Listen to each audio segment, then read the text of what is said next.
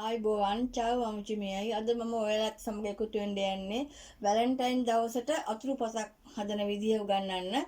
ඉතින් ඔයගොල්ලොත් මාත් එක්ක එකතු වෙන්න. මමත් හැමදාම ඔයාලට ආදරෙයි. ආදරණීයන්ට ඔයගොල්ලෝ හදලා දෙන්න මගේ අතුරු පස. ඉතින් ඔයාලටත් සුබ පතනවා මම. සුබ ආදරණීයන්ගේ දවසක් කියලා. ආයිබෝවන්.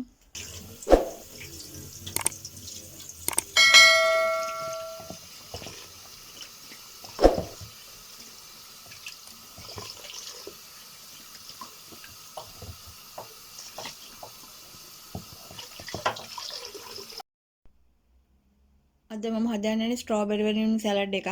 ස්ට්‍රෝබෙරි කිලෝ එකක් තියෙනවා. ලුණු තේ හැඳි එකක් තියෙනවා. දෙහි ගෙඩියකින් භාගයක් තියෙනවා. සීනි 250ක් තියෙනවා.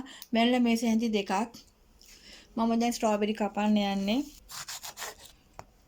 මේක කැමති විදිහකට ඔයගලන්ට ඩිසයින් කරන්න පුළුවන්. දිග අතරද කපන්නේ හරස් අතරද කියන එක පංගුවක් අය පෙති කපනවා.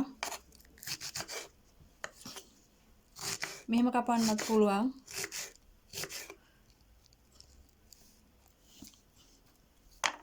මම මේක දිග අතර කපලා තියෙන්නේ බලන්න. මේක පෙති කපලා තියෙන්නේ. නමුත් මම දැන් අද කපන්න යන්නේ දික් අතට.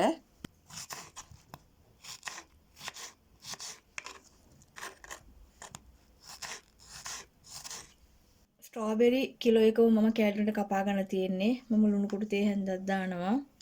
ඒකම සීනි 250ක්ම දාන්න ඕනේ නැත්නම් අඹුරු හිටිනවා. පැනලා මේස හැඳි දෙකක් දානවා. දෙහි බෑයි මම ඉරි කරනවා මෙතෙන්ට. එකටම අතුරු පසක් ලෙස ඉක්මනින් හදා ගන්න පුළුවන්. ඉතින් මේක දැන් ලෑස්ති කෑමට. මේක ටිකක් තියන්න ඕනේ දිය වෙන්න. ඔයගොල්ලෝ සීනි අඩුවෙන් කන්න කැමති නම් සීනි අඩුවෙන් දාන්න. පංගුවක් අය සීනි නැතුවම කනවා මේ ස්ට්‍රෝබෙරි එක කපලා. ඉතින් ඔයගොල්ලෝ බලන්න ඉතින් මේක හදලා කොහොමද එන්නේ කියන එක. සීනි අඩුවෙන් දාලා ඔයගලන්ට අයිස්ක්‍රීම් වැඩිපුර දාගෙන කන්නත් පුළුවන්. මම අයිස්ක්‍රීම් ටිකක් අද මේක උඩින් දාන්න අරගෙන තියෙනවා. මම ඒක සඳහන් කරුවේ නෑ ඔයගලන්ට. මම ඔක්කොම කලවම් කරලා ඉවරයි.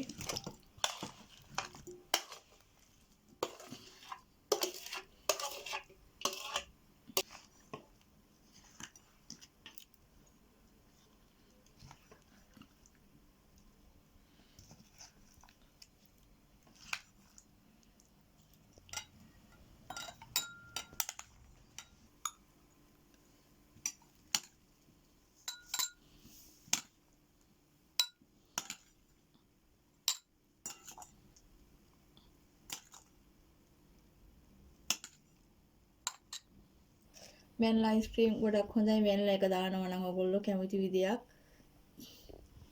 ඉතින් ඔයාලටත් පුළුවන් මේ වගේ අතුරු පසක් ඉක්මනින් සාදා ගන්න.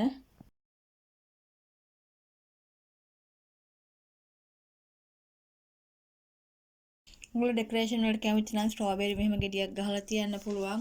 ඉතින් ඔයගොල්ලෝ කැමති විදියට මේක ඩෙකරේට් කරගන්න පුළුවන්. ස්ට්‍රෝබෙරි විතරක් කන්න කැමති අයට නිකන් දාන්න පුළුවන්. අයිස්ක්‍රීම් අවශ්‍යම නැහැ. අයිස්ක්‍රීම් කන්න කැමති අයට විතරක් අයිස්ක්‍රීම් දාලා දෙන්න. නැත්නම් නිකන් පිළිගන්නන්න පුළුවන්. ඉතින් නැවතත් මේ වගේ කෑම වට්ටෝරකින් හමු වෙන තුරු ස්තුතියි.